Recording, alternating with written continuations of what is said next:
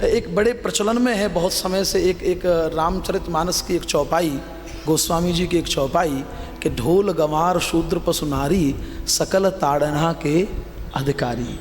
मूर्ख हैं वो लोग जो हमारी रामचरितमानस पर प्रश्न खड़ा करके और ये कहते हैं कि गोस्वामी जी ने कहा कि ढोल गंवार शूद्र पशु और नारी ये पांचों बराबर हैं इसलिए इनको पीटना चाहिए। मूर्ख हैं वो लोग। नहीं, ताड़ना का अर्थ पीटना नहीं है, ताड़ना का अर्थ तो शिक्षा देना है, ताड़ना का अर्थ तो ऐसी दिशा में बढ़ना है जो आपकी दशा बदल दे। समझिए कैसे।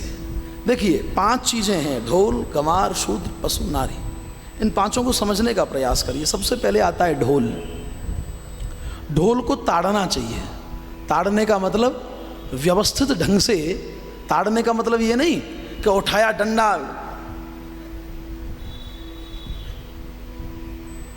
या रोज शाम को भजन संध्या होती है कि नहीं? भजन संध्या में ढोलक बजाते हैं। कहाँ गए हमारे वो पंडित जी जो बजाते हैं ढोलक? यहाँ अब दिख नहीं रहे हैं मुझे, लेकिन वो ढोलक बजाते हैं तब वो आंख बंद करके धपाधप नहीं करते हैं।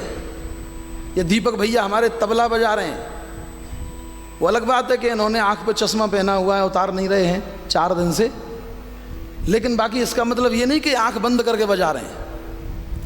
इनको सब दिख रहा है और देख करके और सुन करके जिस तरह संगीत चल रहा है उसी ताल में बजाने का प्रयास करते हैं। इसका मतलब ताड़ने का अर्थ यहाँ जो ढोल से संबंधित जो ताड़ना है वो है व्यवस्थित ढंग से स्वरबद्ध तरीके से आपके पास जो ढोल है आप उस पर अपनी तालियां मारें ताकि ढोल से एक बहुत सुंदर स्वर बाहर निकल करके आए जो सुनने वाले को अपनी ओर आकर्षित कर सके।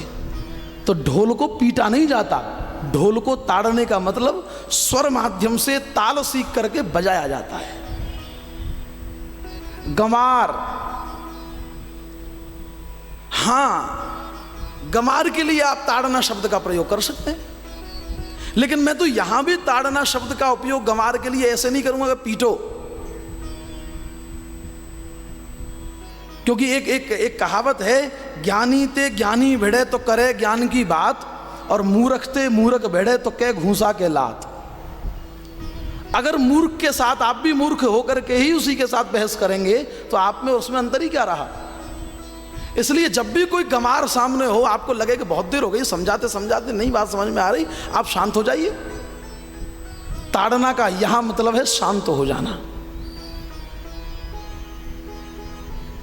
कई बार घर में बालक जब आपको बहुत परेशान कर लेते हैं, बहुत धूमस करते हैं, बड़ी शरारत करते हैं, तो आप यदि उनको जितना डांटेंगे वो उतनी और ज़्यादा मस्ती करेंगे। आप जितना अगर 1-2 थप्पड़ भी लगा देंगे तो रोएंगे और इतनी तेज रोएंगे कि फिर आप परेशान होंगे और फिर उनको पीटेंगे। तो यदि यही सिलसिला चलता रहा तो आप में और उसके बालक होने में दोनों में अंतर ही क्या है। ये इसलिए जब कभी बालक बहुत ज़्यादा मस्ती में हो और आपको लगे कि ये नहीं मान रहा है तो प्रयास करो कि शांत हो जाओ, अपने आप चुप हो जाएगा। कर ले जितना तुझे करना है तू कर ले, जब थक जाए तो बता देना। वही स्थिति है, गंवार कोई व्यक्ति हो तो उससे बहस नहीं करनी, उसके लिए शांत हो जाना है बस। 1-2 बार बता दिया, नहीं समझ में आ रही, शांत हो जाओ। यहां ताड़ना का मतलब है शांत होना। ढोल गंवार शूद्र,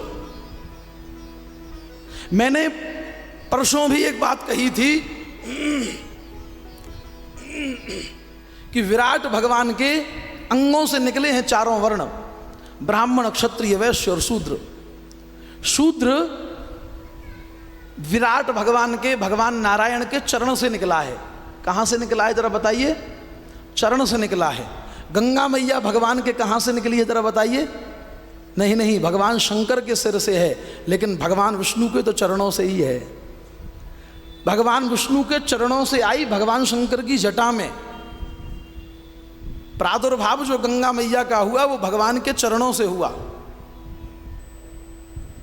अब आप विचार करिए कि यदि भगवान श्री नारायण के, विराट भगवान के चरण से निकलने वाली गंगा सबको पवित्र कर रही है तो शूद्र कैसे अपवित्र हो सकता है भाई?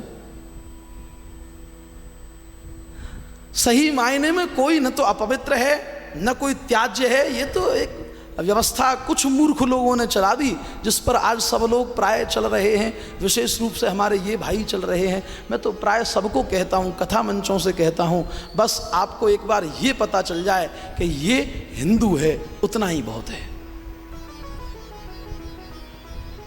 ज़्यादा आप उसमें जितना भीतर प्रवेश करेंगे उतना ज़्यादा समस्या। आप शादी विवाहों में जा रहे हैं, आप कहते हैं हम तो नहीं खाएं, हम तो ये न करें, ये न करें, ऐसा न करें। आप विवाह में जा रहे हैं, वहाँ आपको पता है क्या कौन हमारा कौन सा भैया बना रहा है, आपको पता है। लेकिन बड़े स्वाद से खा के आते हो गाजर का हलवा। वहाँ तो नहीं पूछते कि किसने बनाया। होटल में जाते हो, वहाँ तो नहीं पूछते किसने बनाया। यहाँ तक कि विवाह शादियों में तो जो प्लेट होती है जिसमें आप खा रहे हो, उस प्लेट को भी ढंग से नहीं मांजा जाता है। पानी में गप, पानी में डुबोई, बाहर निकाली, कपड़े से पहुंची और किसी दूसरे को पकड़ाई, और आप बड़े प्रेम से खा रहे हैं उसी झूठी में। और फिर कह रहे नहीं नहीं जी, हम तो ऐसा नहीं करेंगे, हम तो ये नहीं करेंगे, हम उसके हाथ का नहीं पिएंगे, हम इसके हाथ का नहीं खाएंगे, हम ऐसा नहीं करेंगे। क्यों नहीं करेंगे भाई?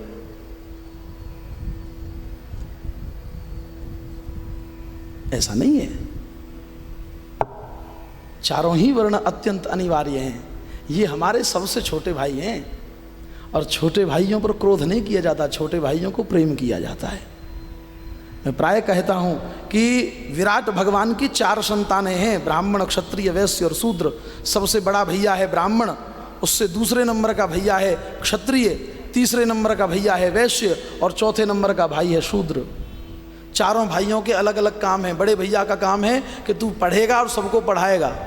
दूसरे नंबर का जो भाई है उसका काम है कि तू बड़े भाई से पढ़ेगा और बड़े भाई और छोटे भाइयों की रक्षा करेगा, बाहर से कोई दुष्ट आकर के इनको परेशान न करे। तीसरे भाई का काम है कि ये बड़ा भाई तेरा पढ़ाएगा, पढ़ेगा। दूसरे नंबर का तेरा भाई सबकी रक्षा करेगा, इनको कमाने का समय नहीं मिलेगा, तू बाहर जाकर के कमा के लाएगा और सबकी पूर्ति करेगा, सबका पेट भरेगा। ये तीसरे नंबर के भाई का काम है। चौथे नंबर के भाई को काम दिया कि देख, बड़ा पढ़ेगा, पढ़ाएगा, दूसरा रक्षा करेगा, तीसरा कमा करके लाएगा, तो ज़रूरत है कि इनकी थोड़ी बहुत सेवा भी होनी चाहिए, नहीं तो ये थक जाएंगे तो काम कैसे करेंगे।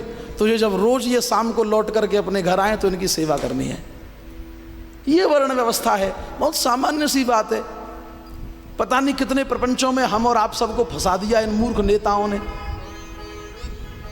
अपनी राजनीतिक रोटियां सेकने के लिए, अपना बल बनाने के लिए, अपनी वोट बैंक बनाने के लिए हम सबको आपस में लड़वा दिया।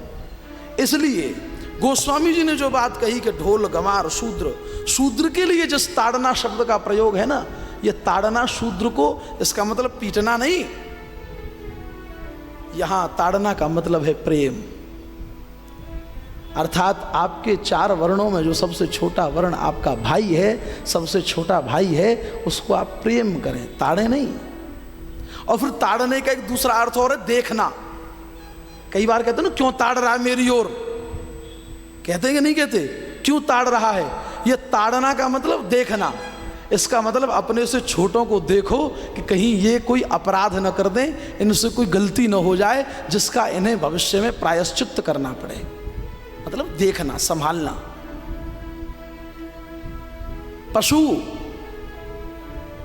पशु को आप अभी खुला छोड़ दो, उसको बांधो मत, खुला छोड़ दो। सुबह आपने यहां बांधा है, शाम को पता नहीं कहां मिलेगा। पशु को बांध करके रखना पड़ता है। ताड़ना का मतलब है बांधना। पशु को बांधो। नारी को ताड़ना देना नहीं, पीटना नहीं, ताड़ना देने का मतलब नारी को शिक्षा देना, नारी को नारी धर्म बताना। प्रत्येक पति की यह जिम्मेदारी है, प्रत्येक परिवार की यह जिम्मेदारी है कि चाहे घर की कोई बेटी हो, चाहे कोई बेटी तुम्हारे घर में तुम्हारी बहू बन करके आई हो, चाहे कोई किसी दूसरे की बेटी तुम्हारी पत्नी बन करके आई हो, आपको आवश्यकता है कि आप उसको ऐसी शिक्षा दें ताकि वो आपके परिवार में घुल मिल करके रह सके। यदि आपकी बहू आपकी सेवा नहीं कर रही है तो इसका मतलब कहीं ना कहीं आपने उसको शिक्षा देने में कोई कसर छोड़ दी है, या उसने आपके परिवार में ऐसी पद्धति ही नहीं देखी कि सेवा करी जाती है। आपके माता पिता आपसे दूर रहते थे, उन्होंने आपको अपने से दूर कर दिया, बात बराबर हो गई। जैसा बोओगे वैसा पाओगे। ये एक परंपरा है, ये एक व्यवस्था है। इसलिए प्रयास करें हम, ये जितनी बातें हैं, मैं केवल इसलिए ये बात कह रहा हूं कि ये जितनी भी बातें हैं धर्म ग्रंथ शास्त्रों में लिखी हुई, ये सारी बातें आपको अपनी बुद्धि लगाने की आवश्यकता नहीं है, अपितु किसी सदगुरु की सन्निधि में जाकर के बैठकर उनको समझने की आवश्यकता है।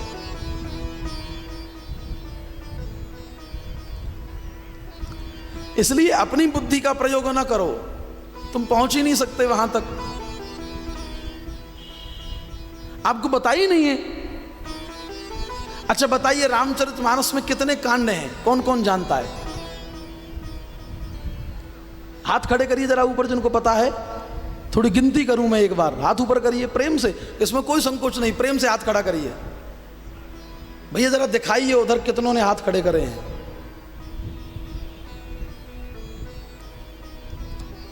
ये वीडियो रिकॉर्डिंग जो होती है ये याददाश्ती के लिए होती है, ताकि पता रहे कौन कौन हाथ खड़े करने वाले थे और किन किन के हाथ नीचे थे, ताकि भविष्य में जब ये वीडियो देखी जाए और जिनके हाथ नीचे हों वो आगे से ध्यान दें कि अब हमको पता लगाना कितने कांड हैं। चलो कोई बात नहीं। अब सुनिए, रामचरितमानस में 7 कांड हैं।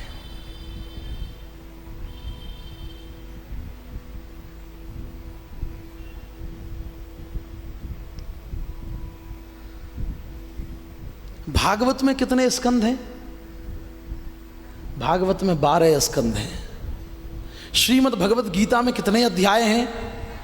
18। ये सबको पता है, क्योंकि कुछ भी हो भगवान के मुख से जो गाई गई है उसको कहते हैं गीता, और जिसको मेरे श्री कृष्ण ने गाया है वो घर घर तक न पहुंचे ऐसा संभव ही नहीं है। तो गीता जनमानस तक पहुंची हुई है, इसलिए गीता एकदम कितना देखो बोले एकदम 18 है। गीता में 18 अध्याय हैं। ये चीजें हमको पता होनी चाहिए।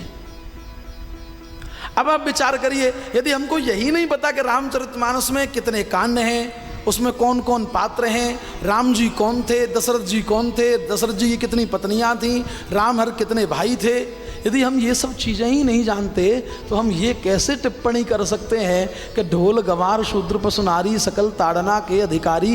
ये तो गोस्वामी जी ने गलत लिख दिया, जबकि सही बात तो ये है कि मंगल भवन अमंगल हारी द्रभुषु दशरथ अजर बिहारी। इसको कोई शुद्ध नहीं पढ़ता, सब लोग कहते हैं मंगल भवन अमंगल हारी द्रभुषु दशरथ अजर बिहारी, इसी को कोई शुद्ध नहीं पढ़ता। और आप लोग कह रहे हैं कि ढोल गंवार शूद्र पशु नारी, गोस्वामी जी ने गलत लिख दिया। गलत नहीं लिखा, बड़े विचार करके लिखा, आप लोग उसको समझ ना पाए, हम लोग उसे समझ ना पाए। एक मूर्ख ने तो रामचरितमानस की प्रति भी जला दी कहीं, उस दुष्ट का नाम क्या लें हम। लेकिन हाँ, इतना विश्वास है कि एक दिन जब वो जाएगा ना इस धराधाम से, तो उसको भी, जो मैं कल नरकों का वर्णन कर रहा था ना, उन्हीं में से एक नरक है कुंभीपाक। कुंभीपाक नरक में उसको ऐसा जला और तला जाएगा। मूर्ख हैं ये लोग, क्या उम्मीद करेंगे आप इनसे। रामचरितमानस की प्रति जला दी इसलिए कि उसमें ऐसा लिख दिया। अरे मूर्ख, पहले समझ तो सही, पहले पढ़ तो सही।